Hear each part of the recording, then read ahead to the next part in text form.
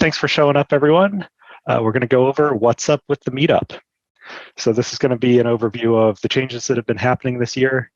And first of all, I've definitely got two people to thank. First of all, Michael. So he's the one who started running the Nerves Meetup here when I originally joined the Meetup. So that was several years ago. He did a pretty cool Nerves project that was essentially a Nerves-powered golf cart. So that was a really cool thing to see. I think that kind of is in the vein of one of Greg's side projects right now. Kind of the computer-controlled vehicle type thing. So awesome to see those kind of projects going. And at some point along the lines there, Michael handed it off to Todd, and I think probably a lot of us know Todd. Also a great guy. He's had a handful of Nerves projects that he's done too. One of them was Drizzle 2000, so a sprinkler automation system using Nerves.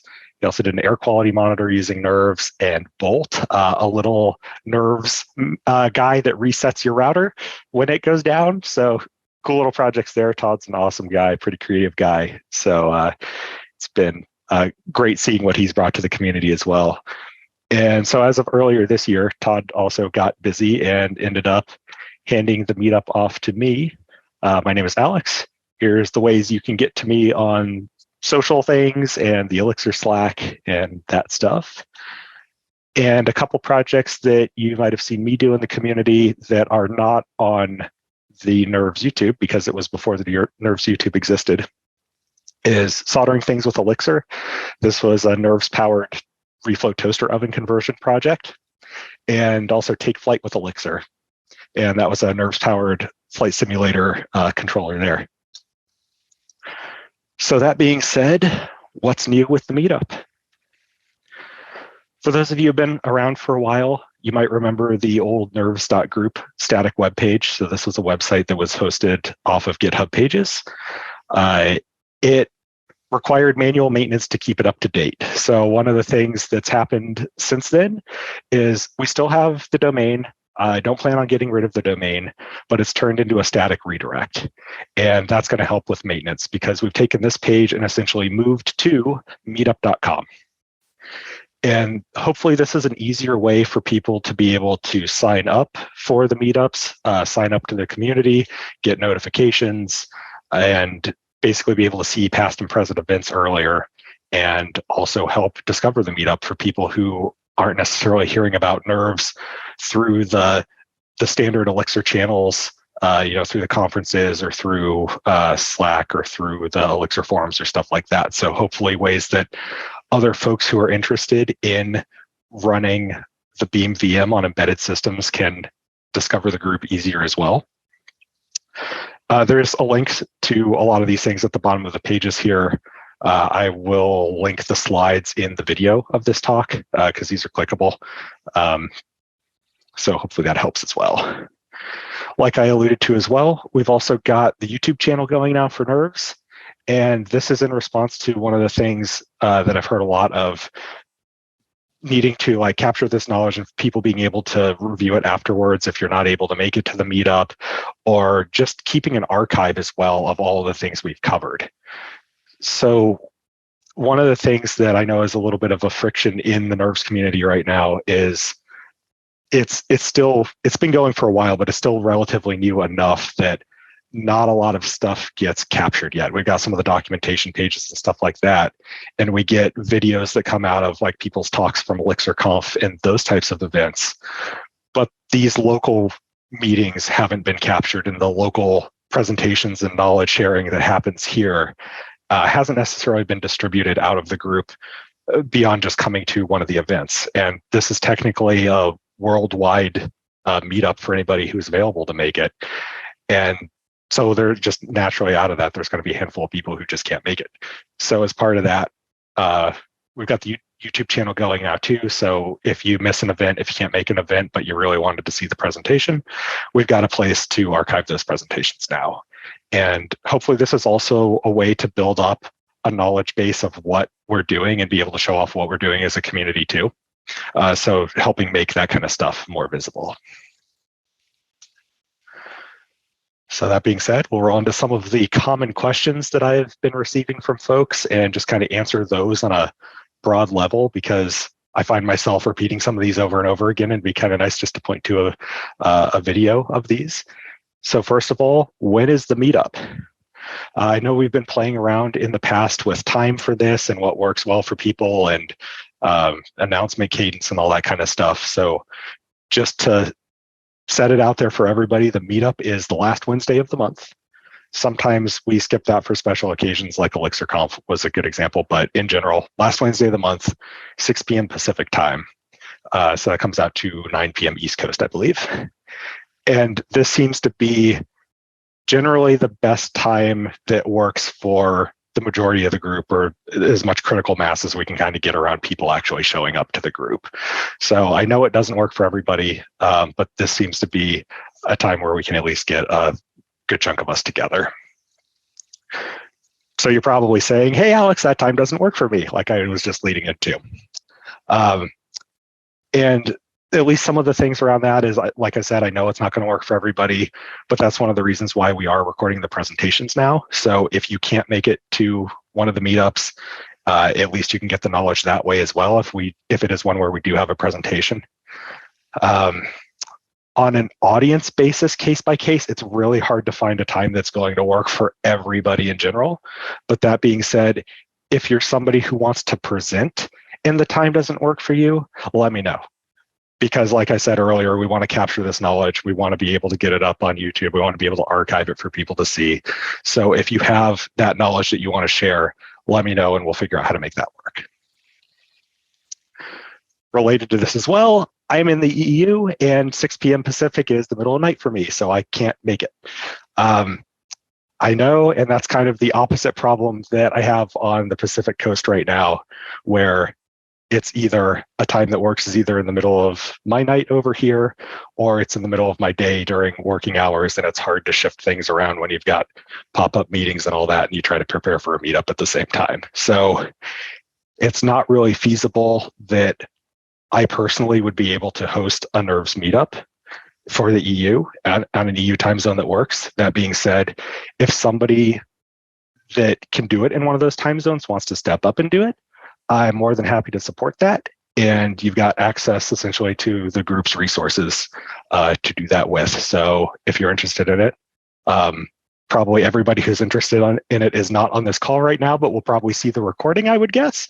So if you're interested, let me know and we will work on that. So reminders about the meetup was another big thing.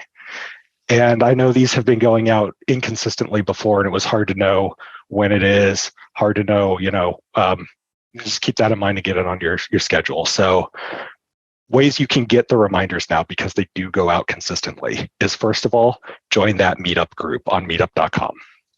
You'll get an announcement every time a new event gets posted and announced. And so usually I try to do that either right at the beginning of the month or just before the end of the prior month. So you'll get that. If you want specific reminders to a specific event that you're interested in, RSVP to that event. Meetup.com will send you reminders automatically to remind you that that event's out there. And it also gives you automation to be able to get it on your calendar and those kind of things as well. So hopefully these are some of those conveniences that we don't have to do on the maintenance side, is organizing the group, and also things that are really easy for you to be able to integrate with as audience members who want to consume this content, to be able to integrate that into however you like reminders and need to schedule around this. Likewise, we've also got some ways that we distribute this information on social media. So the NERVS meetup on Twitter, the announcements go out there twice a week or twice a month, and I'll get to that in a second. And they also go out on the NERVS Slack. So if you're a member of the NERVS Slack or you want to see the reminders on Slack, hop on the NERVS channel there. One thing I don't have on this that I should mention is Discord, the NERVS channel on Discord. I personally am not well tied into that right now. I'm interested in posting there, but I've got some stuff to work out around that. So if you've been in that side of things more than I have, feel free to reach out to me, or feel free to be the person who relays posts on there. Let me know, of course, before you do it. But if someone wants to either do that or kind of get me into that community in a way that's not going to annoy everybody on there, long story short, let me know. So announcement cadence. We've got the announcements going out a couple times. First of all, at the beginning of the month.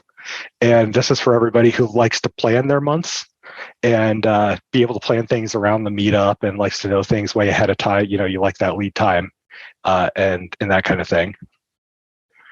They also go out the week of the meetup, which is typically on Monday, that Monday that week. And this is for the people, the opposite type of people who don't necessarily plan around it and are more spontaneous and kind of need that reminder the week of. That's why that goes out like that. And like I said as well, Meetup also sends out those reminders. I don't actually know when they go out, but as someone who joins other Meetup groups, usually it sends you one a couple days in advance or the day of and reminds you that you've got an event that day. So you'll get those through email as well, or the Meetup app as well if you've got that on your phone. Other one is, hey, Alex, you can save money by such and such. And to this, I want to just say that right now, cutting costs is an anti-goal of what I'm trying to accomplish. I know there are a bunch of ways to save money, but I want to make sure that this group is properly funded and has the money, is paying for the right services that really help us automate things, help us get the message out there, and don't consume a lot of our time to do it. So I really want that efficiency behind it. And honestly, it just costs money to pay for good tools and the right tools to do things. So I know, for example, like meetup.com is not cheap. But that being said, the group has grown a lot since moving to meetup.com. I think that one in particular has been a really good investment and definitely a good bang for the buck. So those are the kind of things that I'm looking for, is those effective services where what you pay for them really returns a lot of value back as well. And then, is the meetup sponsored by a company? Because there are a lot of meetup organizations that are a bunch of events that some company like promotes out there. And the answer to that one is no. The Nerves meetup is not sponsored by a company, and I don't plan for it to be either. But that being said, companies are definitely welcome to give presentations at the meetup and show off what they're doing. And I've got a little more on that in a bit.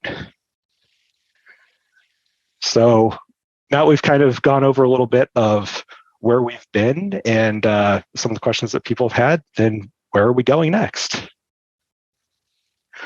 So first of all, the Nerves meetup has been, and I want to continue for it to be, a place to get help. So there's a lot of new folks out there in the Nerves community and tons of new people joining every day. It's amazing how much this community is growing. So I want to definitely make sure that the meetup stays a place where people can get pointed in the right direction and get help with their projects, get Nerves questions answered, get inspiration on things and stuff like that, as well as like meet people who have done it before. So I know a good chunk of you on this call right now are some of those folks that have been around for a while. You've got some really great Nerves experience. You're great at sharing it with other people. And I think it's great to be able to connect you up with those new folks and be able to create that place where people can ask questions and have them answered, and also get that personal connection between people as well while doing that. And kind of in that vein, I think this is a good mentorship opportunity as well. So not just getting mentored, but a great place to mentor others if you're on the senior side of this. So making those right connections between people that can be really helpful. Show and tell is another thing that I think is really important here. So showing off your cool projects, essentially, that's something that we've been really good at. And I know a lot of people are working on a lot of cool things. A lot of you have already showed off a lot of cool things. Like I said, one of the changes is now capturing those up on the YouTube channel, so we have them around. They're persisted more than just during the meetup, so other folks can see them in a broader way. One of the important things that I think about this show and tell stuff and being able to show off your projects is being an inspiration to others as well. So especially folks just coming into Nerves might see the potential of what it can do, but they might not have a concrete picture of what they personally want to do with it yet, or some of the projects they could do with it, and seeing things that other people have built can really help bring that abstract concept there into something concrete where they can see like, oh, just taking like the weather station book. Oh, I want to build a weather station with nerves, or I want to build this, or I want to build that. And being able to get beyond just the blink and LED tutorial type stuff and really use it to build something that they think is cool. And like I've touched on a lot, being able to share that knowledge as well. So going through your own personal projects, you learn a lot. I think it would be a shame to keep that all to yourself.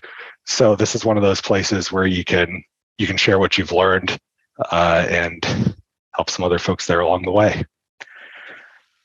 The corporate version of show and tell is basically case studies. And this is something that I haven't really seen come through the meetup that I think would be very valuable to add. So the commercial use cases around that. So one of the things I've seen in the community are the people who are the companies who are maybe looking to adopt Nerves, but they want to see those other cases of how Nerves has succeeded for other companies. So they've got that comfort around this has been adopted before, it's more of a proven technology, they aren't trying something completely new, but basically being a place where they can go see other cases of Nerves and see other projects that have been successful using Nerves as well. Another thing that I think is a good aspect around this as well is being able to reach an audience of Nerves engineers for those companies. So there are two different approaches when it comes to either needing to hire like Nerves engineers or Nerves engineers who might be looking for work. And right now you've kind of got two different backgrounds of folks, one who's come from the Elixir side of things and maybe going down into the firmware pathway, the embedded hardware pathway. And the other side where folks are coming from an embedded background and maybe need to learn Elixir and go kind of learn from that direction.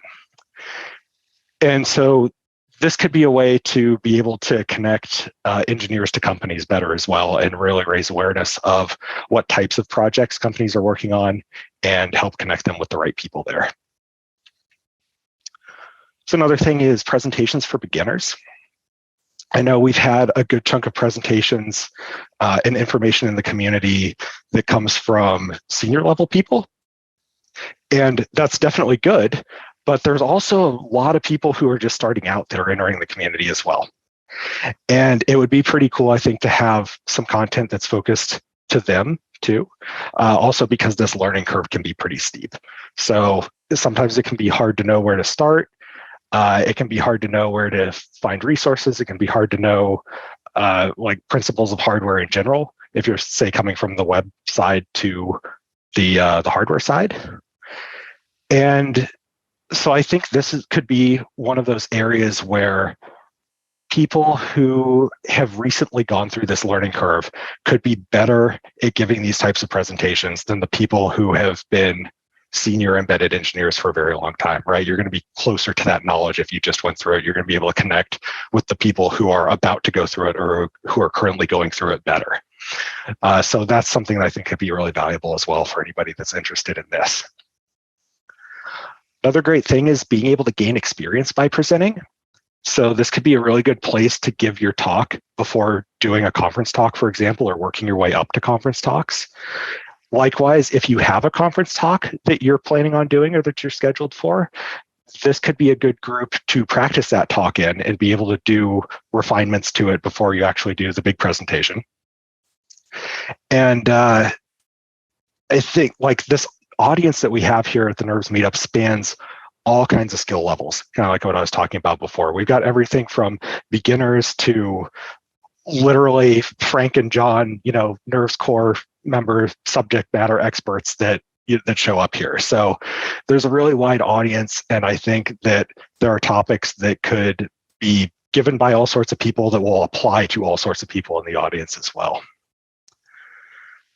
And one of the other things to kind of end on here is I think it's really valuable to collaborate with Nerves related groups as well. So we don't just have to strictly be Nerves, the embedded platform, and not touch anything else on the peripheral. And I think one of those good examples that has come up recently is Scenic. And I know Jason's on the call right now, so thanks to Jason for running the Scenic meetup that happened a couple months ago. And these are the types of things that I think would be good to keep continuing with as well, because like I mentioned before, this is a group that we're putting funding into, or like I'm personally putting funding into it. And so I'm happy to help share those resources with folks like this who are friends of the Nerves community and, who want to do stuff there as well, and who might need stuff like help editing or hosting, videos of the recordings, or being able to promote the group on the Meetup site and stuff like that. So that being said, any questions?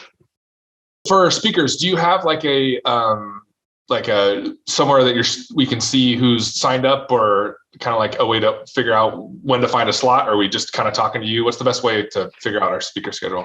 Yeah, there's a couple ways there. That's a great question. So first of all, anybody who has a confirmed slot is on the Nerves Meetup page. So in the events list, there's a title and description of what the presentation is going to be, and they're blocked out for that month.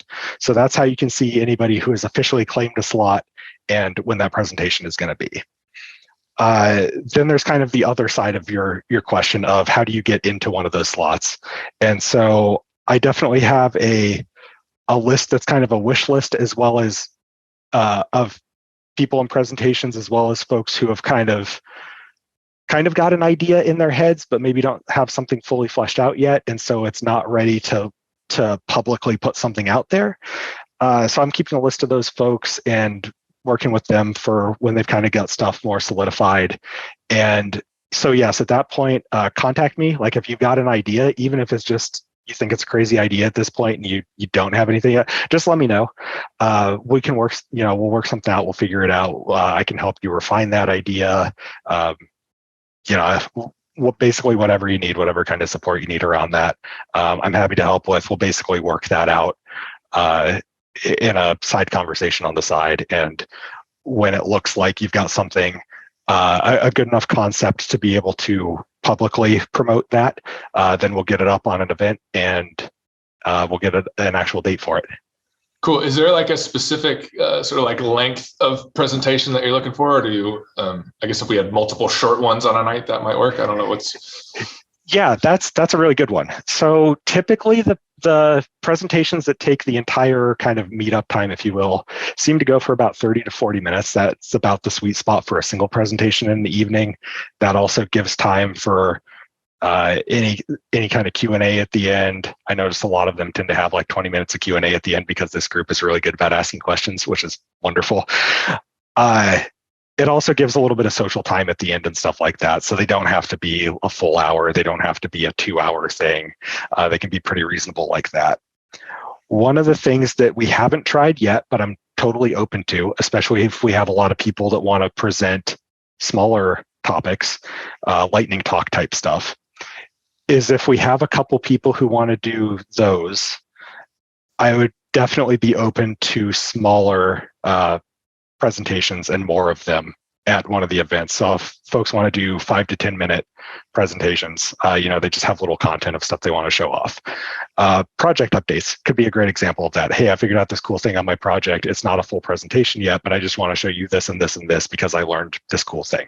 That could be a good example there. And we can fit in a couple of those in one of these events and still have time for, social timing questions and that kind of stuff afterwards. John, I think you're raising your hand. Yeah. Using the hand raise feature here. First off, just want to say thanks, Alex. You've been leading this as long as I've been coming. I've known about it a little bit longer than that, but I really appreciate your leadership and kind of the time you spend doing this. And then just a thought that I had. I'm on the East Coast, you're on the West Coast, so we have quite a time difference here in the US. But I thought I'd just throw this out there as an offer that perhaps we could do time zone related breakouts if there's people on the East Coast that want to spend time doing Nerves, but maybe want to do an hour, before the meetup, and still go to the meetup and do the social stuff with kind of the broader community. A lot of times, when we're done, and we're doing breakouts, it's a little bit late for us over here, but I still find great value in, the content, the recordings, and the general community. Cool. Yeah. Kind of like what I addressed in one of the slides. That is a known pain point. So I know you well enough that I can put you on the spot. So are you offering to run that hour session ahead of time? Yeah. You are. 8 p.m. breakouts for people who are already off work, I guess. Okay, cool. In that case, let's chat. Okay. Because I obviously need like dinner and stuff during that time, which is one of the reasons why it cuts into my schedule. But yeah, this is a great example where I think bringing in other people to help out, like I don't have to be the one who personally does everything. So yeah, if you want to help out and be able to offer that social time ahead of time or breakout time and questions and Q&A stuff and whatever ahead of time, definitely. Yeah, we'll chat about that. Something I've kind of felt been missing a little bit in some of the communities is for conferences, they tend to have like these single YouTube channels that tend to like, where if it's like a group or a company like Confreaks, and they host like all these different conferences, and sometimes they're not even related to specific language, but it kind of feels like there's some equivalent missing for like all like the non-conference kind of like meetup events to like aggregate those together, because that would help discoverability of the groups as well. Yeah, that's a good point, and that's definitely one of the intentions behind the YouTube channel that I mentioned. And if you kind of combine what I said about the YouTube channel with what I said on the ending slide about being able to partner with other nerves-friendly groups out there, like Scenic, for example, that's a great example that we actually did put up on the YouTube channel. Stuff like that, I definitely think is good to get that non-conference stuff kind of institutionalized and archived somewhere so that people can get back to it and other folks can be able to see that if you weren't able to make those events. And that's definitely something we're trying to do. So you mentioned using Meetup a lot more. Is the intention to use their additional communication features on Meetup more as well? Or like sticking to the Slack rooms a better choice? That's a good question. So do you have any specific communication features in mind that you're not seeing that you'd like to see or that you think would be helpful? Because there's ways of sending messages to the group or to people attending a meeting event, or other people like, I didn't attend, can I get a link to the meetup? Like there's other random kinds of questions that tend to pop up on there. I've not seen them really being heavily used, but like the functionality tends to exist. Yeah, gotcha. Okay. So yes, one of the things that definitely goes out in the comments to every event, which is why it's good to RSVP to one, is the link to the presentation afterwards. And so it'd be great if you subscribe to the YouTube channel so you get the notifications that way, but the link does go out after a presentation. It takes me usually a couple days to actually edit it and get it up on YouTube. But once it's up there, that link goes out in the Meetup comments for that event. It goes out on Twitter, and it goes out in the Nerve Slack. And so hopefully that's one of the functions that helps disseminate that information out there and uses some of those Meetup tools. There are a couple folks that have commented in Meetup as well. We don't typically get it a lot because it seems like folks either tend to lean to Slack or some of the other channels. But there are some folks that have commented in Meetup asking questions, asking for help on things, stuff like that, like what are we going to go over, or is there time for me to discuss X, Y, or Z or whatever during the Meetup? And yes, absolutely. The Slack discussions and the event comments and stuff like that are good places for that. This community just hasn't seemed to need it as much, so definitely happy to use it. It just seems to have been lesser used because folks get that information in other ways.